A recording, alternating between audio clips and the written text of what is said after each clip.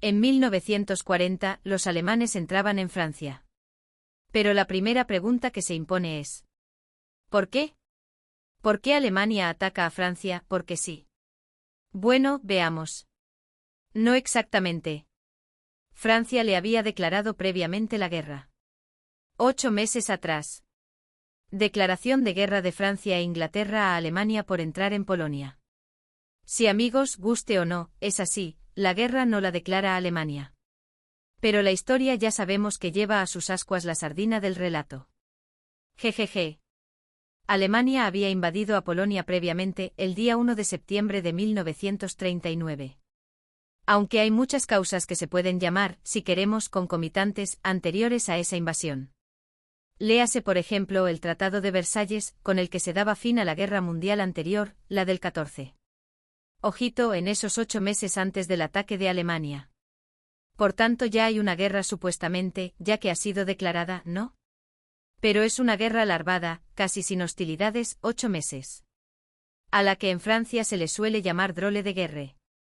En español, curiosa guerra, guerra tonta, rara guerra. Porque es una guerra extraña, por lo que digo, apenas enfrentamientos.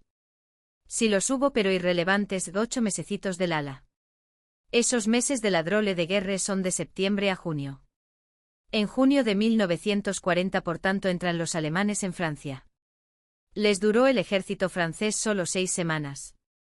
Bueno, entonces hay que insistir en esto. Fueron Francia e Inglaterra las que declararán la guerra a Alemania y no al revés. Esto es debido al juego de alianzas. Que es un juego trágico como pocos, ya vemos lo que está ocurriendo ahora en 2025 con el rearme, ¿no? La OTAN propone y España dispone. Lo sabemos, el juego de alianzas es el que hace que las guerras se extiendan como mancha. No de aceite, claro, sino de sangre. Yo me alío con este con el otro, etcétera, y al final, a morir como moscas. No morirán los que deciden estas alianzas, sino los que están a verlas venir. Por ejemplo, tú y yo, la gente como tú y como yo que a esta guerra nadie nos ha llamado. No mueren los que declaran la guerra ni los que hacen las alianzas, obviamente lo primero, no. Pero es que sus hijos tampoco, no van a ser carne de cañón. Sus hijos tampoco, ¿qué va? Que sean guerras regionales y luego guerras internacionales o mundiales. Ya había ocurrido la misma danza trágica en que van cayendo los países a la red de la muerte como aceitunas que están en el mismo ramo. Esas ramas serían las alianzas que son, en la estructura profunda, de la muerte. Otro dato que quiero apuntar a efectos de despertar la conciencia del personal. En todas las guerras, escuchad bien, esto no os lo dicen pero son datos. Mueren más civiles que militares. Por eso las llamo genocidios encubiertos.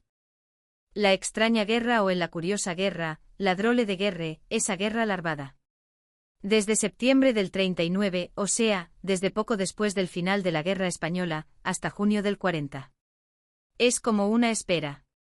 Y como digo, en 1940, en junio, Alemania entra por Francia, que le dura muy poco. Y Alemania y Francia, dos vecinos que se odiaban. En Francia llaman a los alemanes enemigos hereditarios. Podremos llamarlo enemigos íntimos. Habían tenido muchas guerras juntas. La franco-prusiana, 60 años antes. La Primera Mundial, solo 20 años antes. Es decir, que poco antes habían tenido dos sangrías inconmensurables. Y vuelven a enzarzarse. Es que no saben estarse quietos. Hago una broma, pero nada de gracioso tiene enviar a jóvenes a morir como moscas. Hitler no quería guerra con Francia e Inglaterra. Pero a pesar de ello hizo algo que sabía que podía poner en peligro la paz con ellos.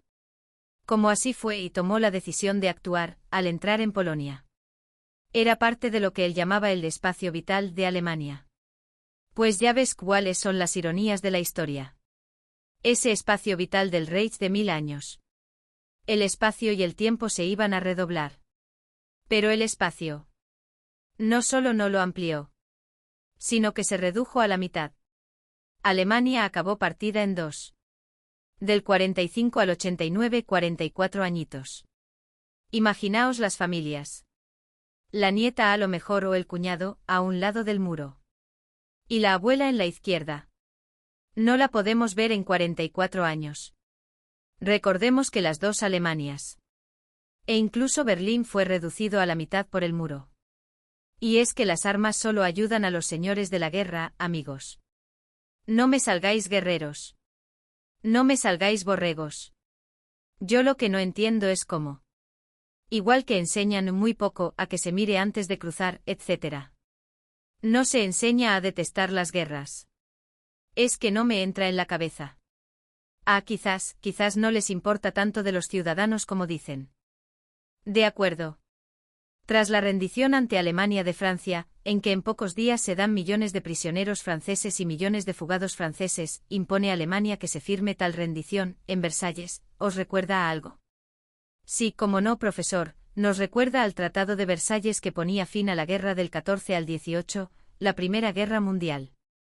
Obligó Hitler a que la rendición, que había cambiado de campo, se firmara en el mismo vagón en el que previamente, 20 años antes, había hecho firmar Francia a Alemania una rendición deshonrosa que la esclavizaba de alguna manera. Eso es generalmente reconocido, y que se suele aducir como una de las razones del rearme de Alemania. Bien, escenificaba así Hitler su venganza.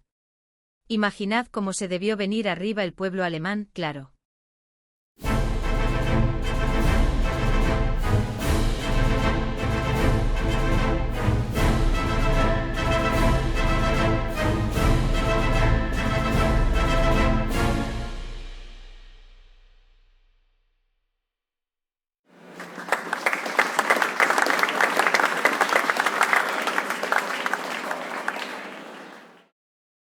De hecho, se puede decir que esa escenificación es marcadamente populista, entre otras cosas. ¿Quién le iba a decir a ese mismo pueblo alemán la que se le venía encima? Moraleja, no escuches las proclamas oficialistas. Te están engatusando. Cuando te quieras dar cuenta estás saltando de un acantilado sin paraguas.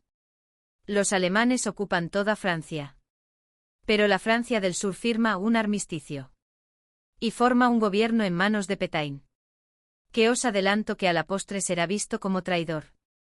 Lo cierto es que pasará a la historia como un traidor. Sin embargo, lo justo sería poner aquí sus pros y sus contras. Lo primero que hay que decir es: ¿cómo es posible que sea un traidor a la patria alguien que es un héroe de la patria? Entonces aquí los mismos que le encumbraron lo desahucian. Era un héroe francés de la guerra del 14. Aquí lo primero que se te viene a la mente es pensar que la historia vapulea a sus hijos. Y los defenestra con cierta facilidad, ¿no? Pros y contras. Cuando llegan los alemanes, para él había dos opciones.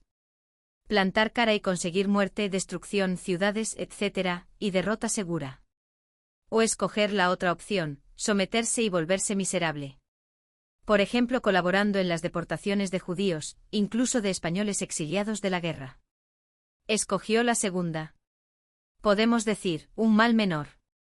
Lo primero que uno se plantea, lógicamente, es si las deportaciones que permitió. ¿Las permitió obligado o de buen grado? Bien. Antes incluso de que los nazis lo exigieran. Vichy, que era la llamada zona libre donde él era jefe del Estado, promulgó leyes antisemitas por iniciativa propia. En octubre de 1940, se aprobó el Estatuto de los Judíos, que excluía a los judíos de funciones públicas y profesiones clave. Estas medidas no fueron impuestas directamente por los alemanes, sino decididas por el gobierno de Vichy. El régimen de Vichy entregó alrededor de 10.000 republicanos españoles a la Alemania nazi durante la Segunda Guerra Mundial. Muchos de ellos fueron posteriormente deportados a campos de concentración, principalmente Mauthausen, donde la mayoría pereció. Este acto de colaboración entre Vichy y el régimen nazi está considerado una de las páginas más trágicas del exilio republicano español. Vale. Ya tenemos que la Francia libre con su cabeza Pétain. Deportaron. Es decir, enviaron a campos de concentración en el extranjero. No sin antes parar en campos de detención en Francia como Pithiviers. Recordemos que por él pasa Irene Nemirovsky. Pero, ¿y la otra Francia, la Francia ocupada? Que es la que se dice libre porque no ha hecho pactos con el invasor. ¿Qué decir respecto a este lancinante tema? Bien, sí, señores, aquí no se salva ni el apuntador. También la otra Francia deportó, la Francia ocupada. E incluso mató su policía. Y eso aunque normalmente estuviera ahí solo para deportar. Y que el trabajo sucio lo hicieran en otros países. Sigamos viendo pros y contras de la Francia de Vichy, que pactó o que se rindió. Bien, que recordemos que la mayor parte de las ciudades arrasadas lo son en el norte. Además, un lado positivo es que en Vichy se puede concentrar, gracias a que es funcionalmente libre. El centro de la resistencia que ayudó a liberar a Francia. El cual, paradójicamente, no estaba en la Francia del norte. Precisamente por no ser libre. Era en Lyon, en la Francia libre. Es decir, la de Pétain. Quien, cuando al final de la guerra fue detenido por la historia. Es decir, por los ganadores. Sostuvo siempre que ese armisticio se hizo por Francia. Sin contar que a él lo llamaron. Pero ese es otro tema. También sostuvo la causa de la paz el ideador de ese gobierno, Laval. Pero este fue ejecutado. Mientras que a Pétain. De Gaulle, el presidente de la Francia posterior, la liberada. Le perdonó la pena de muerte. Él ya era muy mayor, y muere en prisión a los 96. Una prisión bastante cómoda. Como suele ser destinado a los altos cargos caídos en desgracia. La razón. O para otros la excusa. Que aducen siempre los colaboracionistas para haber colaborado con Hitler. Es la paz. Por ejemplo, Céline, el escritor. De hecho, encontramos en esta época un nuevo pacifismo. Que proviene ya del final de la guerra del 14. Es un pacifismo de derechas. Cuando la tradición del pacifismo, sabemos, es de izquierdas. Sostenían que la guerra estaba buscada por los judíos. Pero ese es otro tema.